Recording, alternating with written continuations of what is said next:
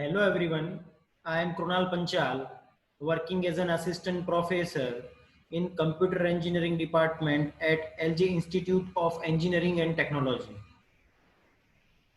Welcome all to the video lecture series of operating system with respect to the syllabus of Gujarat Technological University. In this session, we are going to discuss third CPU scheduling algorithm, which is nothing but a priority based CPU scheduling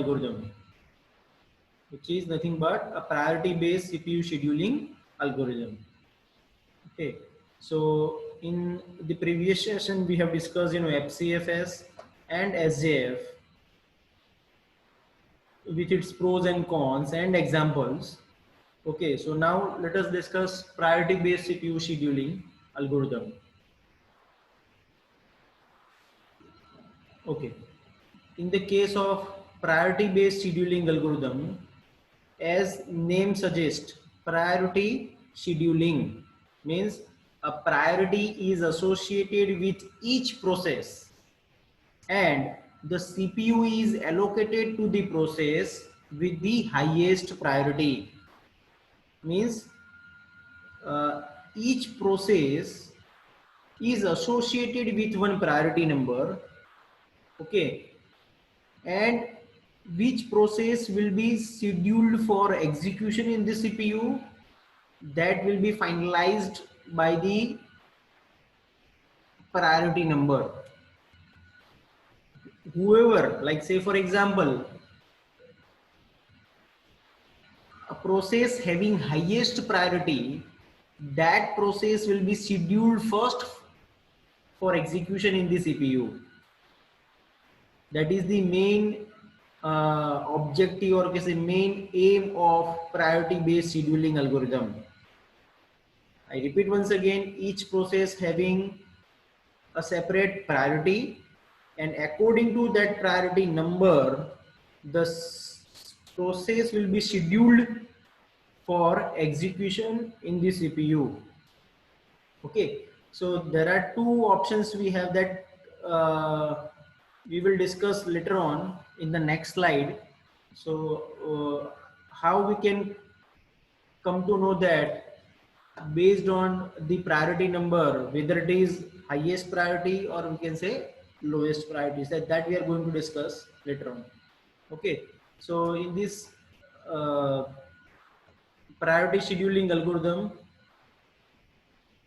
as I told you, based on the priority number, we will schedule the process for execution.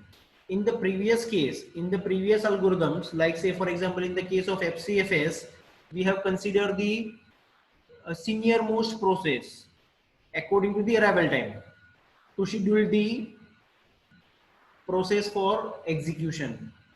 Okay. In the case of SJF, we have considered the burst time. Okay. And the process having least burst time, that process will be scheduled first for execution. Okay. And in this case, in priority based scheduling, the priority is associated with each process, and according to the priority, we will schedule the process for execution. But as we have discussed in the case of SJF, there are chances two or more process having the same burst time. In that case, what we have discussed in the SJF, in that case, to break this tie, we need to consider the FCFS scenario. It means what? To break the tie, we need to consider the arrival time of that processes, and the process having least arrival time, that process would be scheduled for execution first. Okay, same way in priority scheduling algorithm, there are chances of tie. Means if more than one process having the same priority, in that case what will happen? So in this particular scenario, to break this tie, again we will consider the arrival time, or we can say we will consider the FCFS order to break the tie. Clear? So when we have more than two processes having the same priority number, okay, to break this tie, we will consider the FCFS order. Okay. Same way in the case of uh, uh, SGF algorithm is simply a priority algorithm.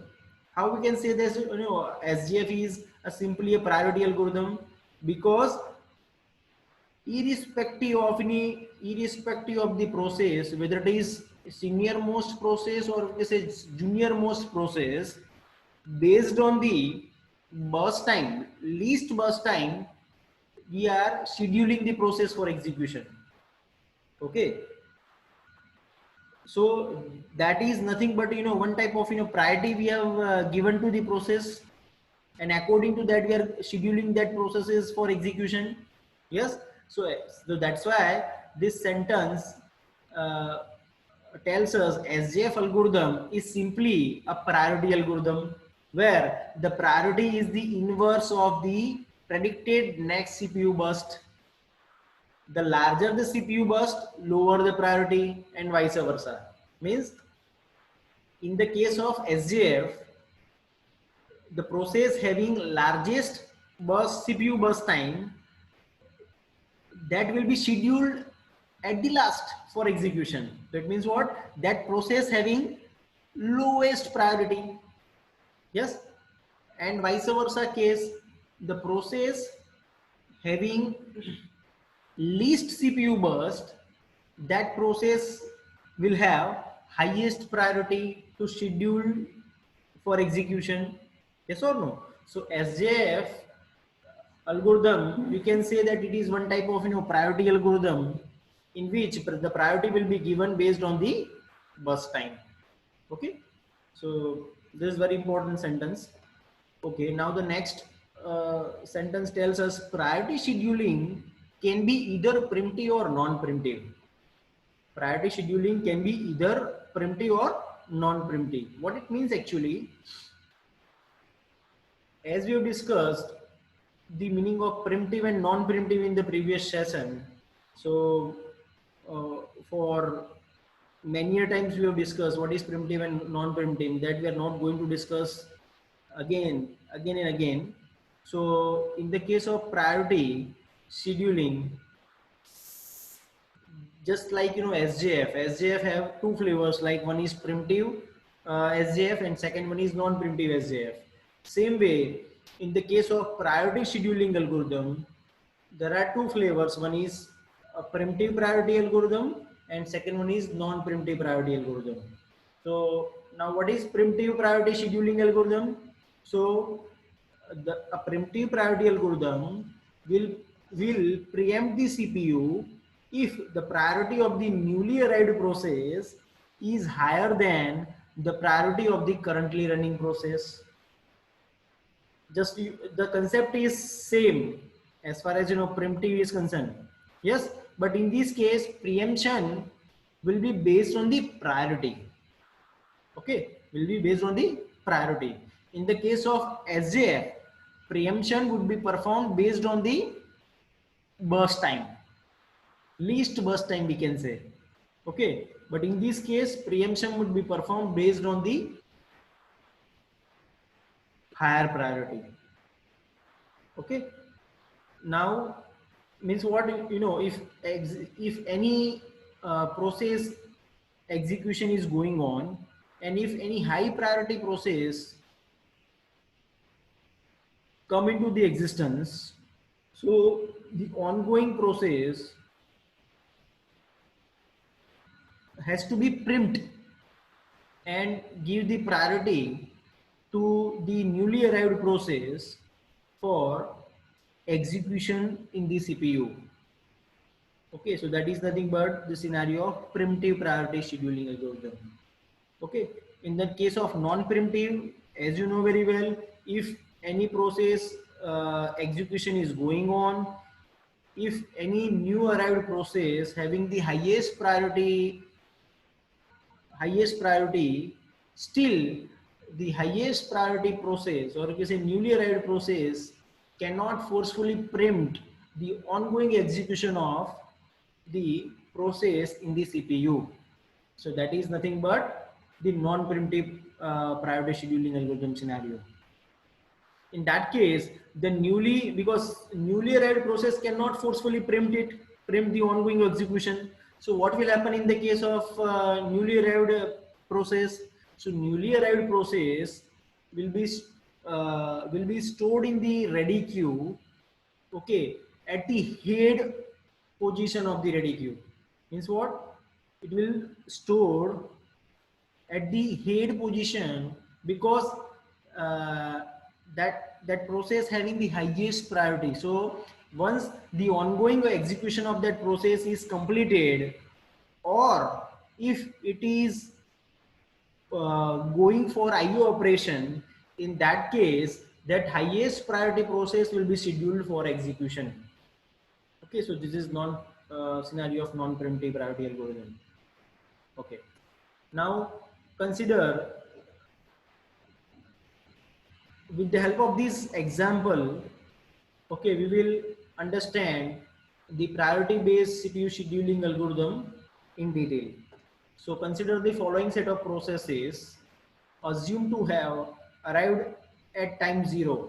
So it means what? All the processes from P1 to P5, all the processes are arrived at the same time, at time 0, that we have assumed over here. Okay, in the order P1, P2, P3, P4 and P5. Okay, in this order, with the length of the CPU burst given in milliseconds. So in this table there are set of processes starting from P1 to P5 in order, and each process has its burst time and its priority number. Burst time is what? It is nothing but a running time that is given for each process, and the priority number is given for each process. So in the case of priority based scheduling algorithm, which process will be given the first priority, okay, for execution?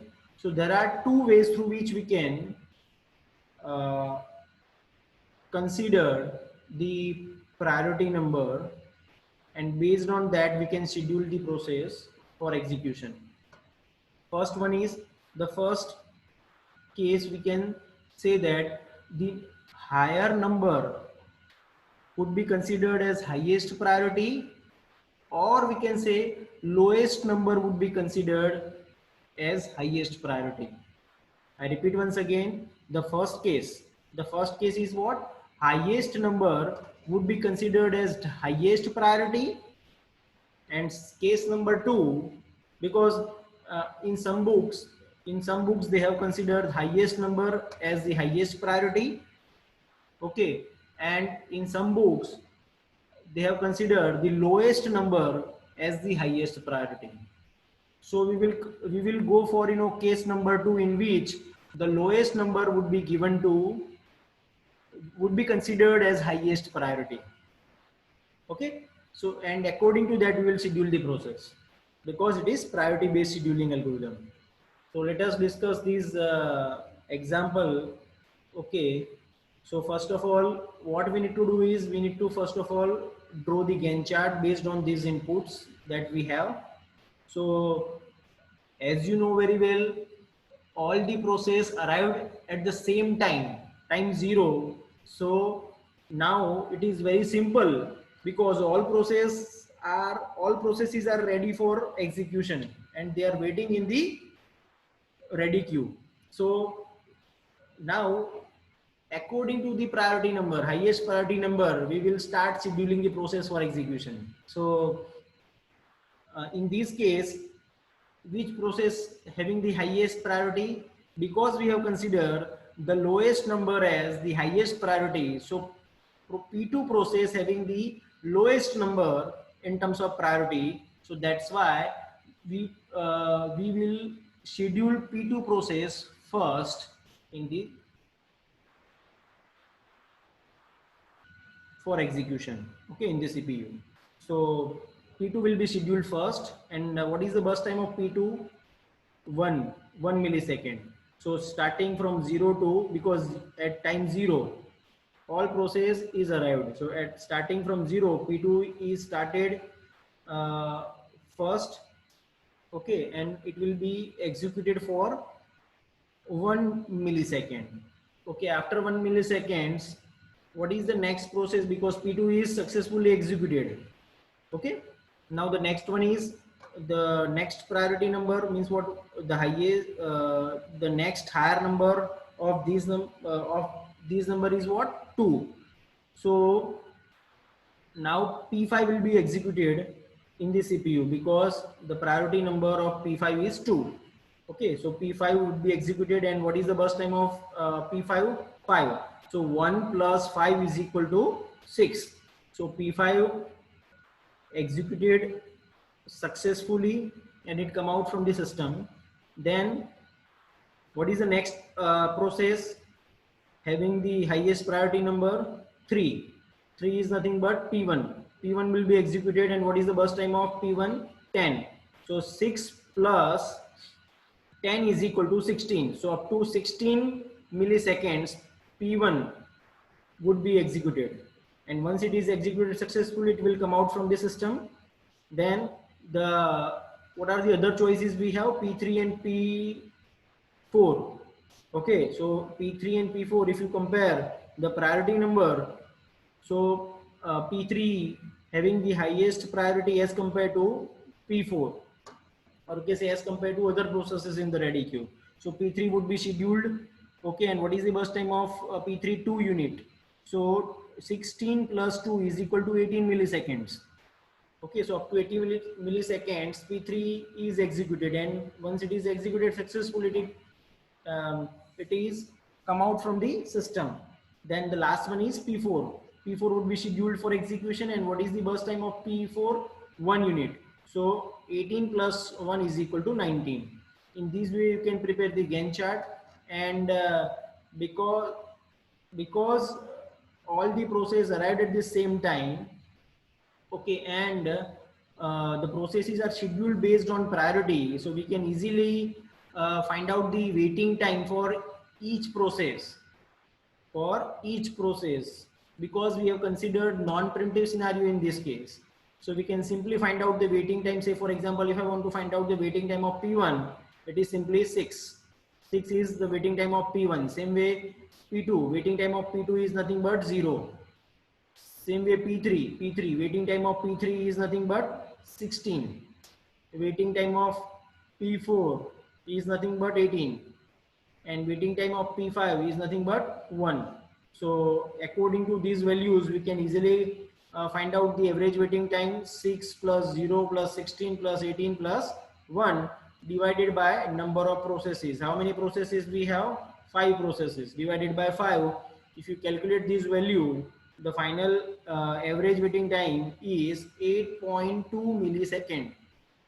Okay, so in this way the priority scheduling algorithm works.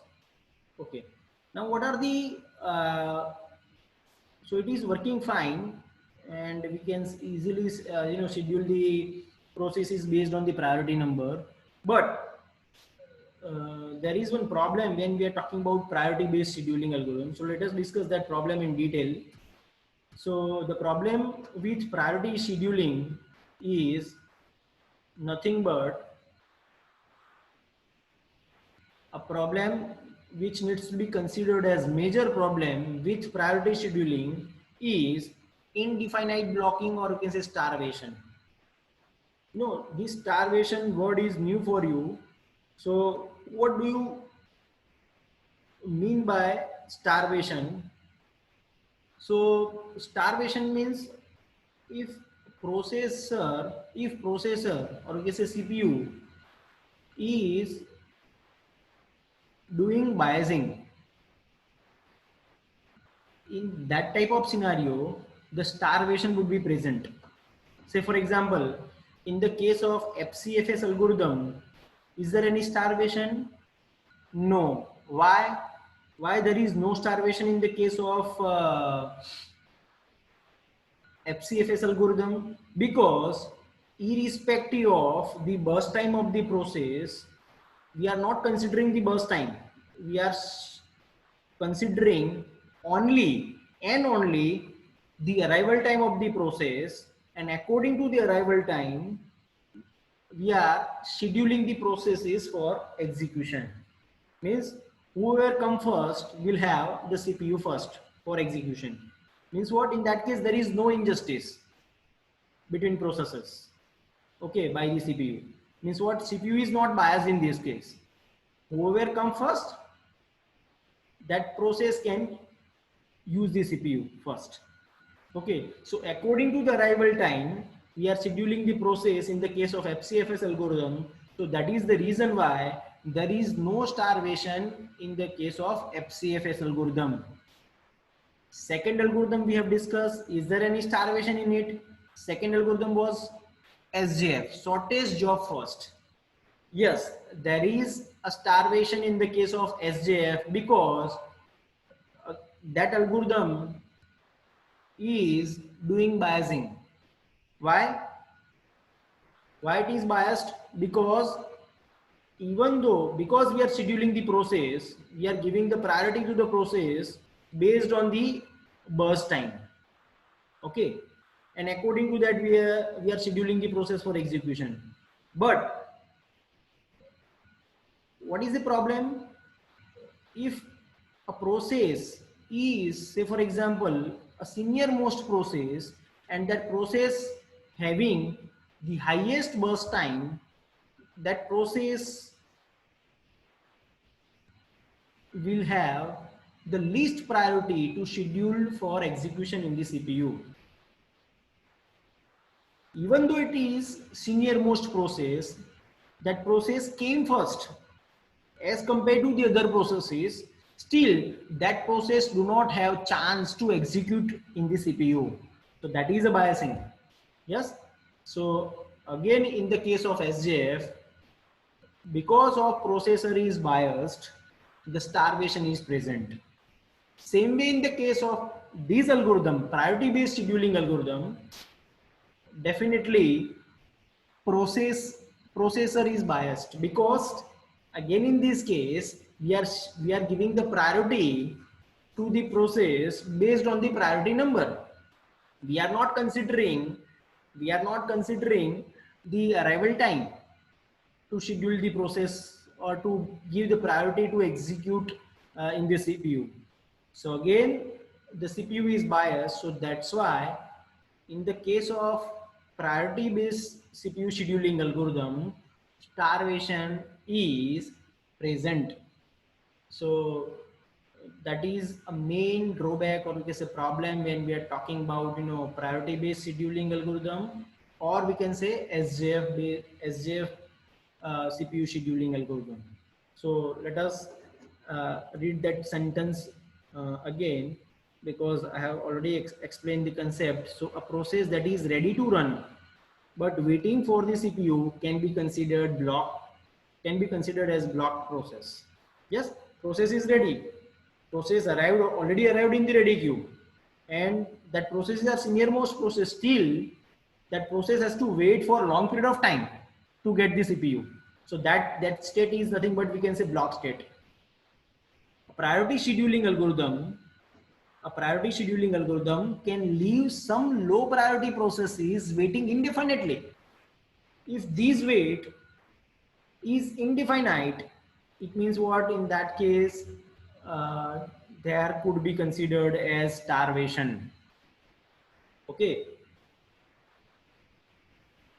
In a priority scheduling algorithm, uh, can leave some low, or we say lowest priority processes, and that processes do not have chance to execute in the CPU for long period of time. In that case, that would be considered as infinite blocking, or we can say starvation. So in heavily loaded computer system, a steady stream of higher priority processes can prevent a low priority process from ever getting the CPU. So this is nothing but a starvation, and this problem needs to be resolved, because whatever the number of processes we have in the ready queue, all the process should have the chance to execute in the CPU, irrespective of its burst time, irrespective of its priority. Okay, so that is the problem with priority scheduling algorithm, which is nothing but starvation. So how we can resolve? What is the solution? Okay, how we can come out from this situation? So a solution is what? A solution to the problem of indefinite blocking of low priority process is nothing but aging. So there is then there is one technique we can say, through which we can avoid the problem of indefinite blockage of low priority processes. So what is aging? What is aging? Aging is a technique of gradually increasing the priority of a processes that wait in the system for a long period of time. Yes, so it is one technique. It will gradually increase the priority of the processes that wait in the system for a long period of time. Means, as I told you earlier, the say for example least priority processes is not able to execute in the CPU for long period of time. So to avoid this problem, what we can do is we will observe, okay, the set of processes in the ready queue, and based on the observation, after fixed period of time, if process do not have chance to execute in the CPU, what we'll do, we will gradually increasing the priority of that process, so that at a particular moment of time that process will have the CPU for execution. Let us discuss how aging technique you can implement. So aging is a technique of gradually increasing the priority of processes, gradually increasing, that waits in the system for long period of time. Keep these things in our mind.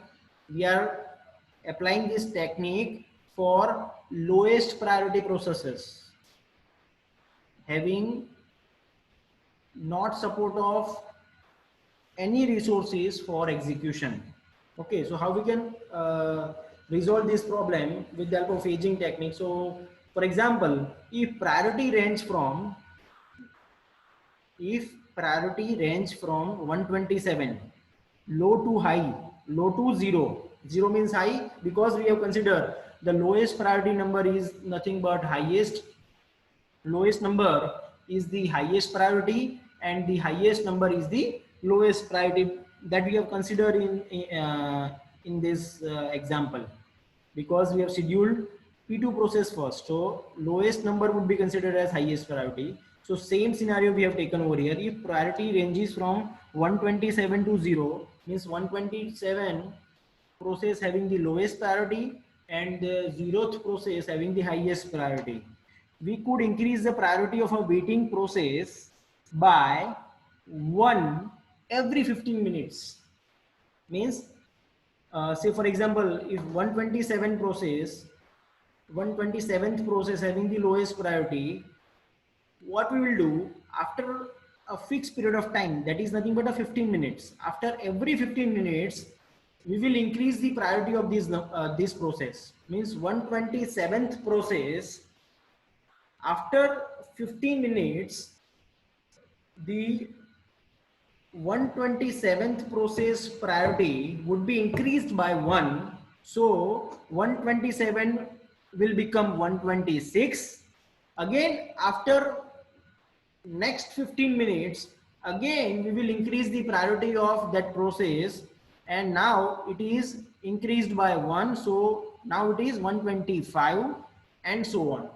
In this way, we are gradually increasing the priority of the process so that eventually, even a process with an initial priority of 127 would have the highest priority in the system and would be executed. So eventually, or we can say at the end, or at a particular moment of time, we can say, okay, that process having the highest priority as compared to the other processes available in the ready queue. So that's why that process can have the CPU for execution. So in this way, we can uh, avoid the problem of infinite blocking, or we can say starvation, with the help of aging technique. Okay, so this is all about priority based CPU scheduling algorithm. I hope it was clear to you. Thanks for watching this video.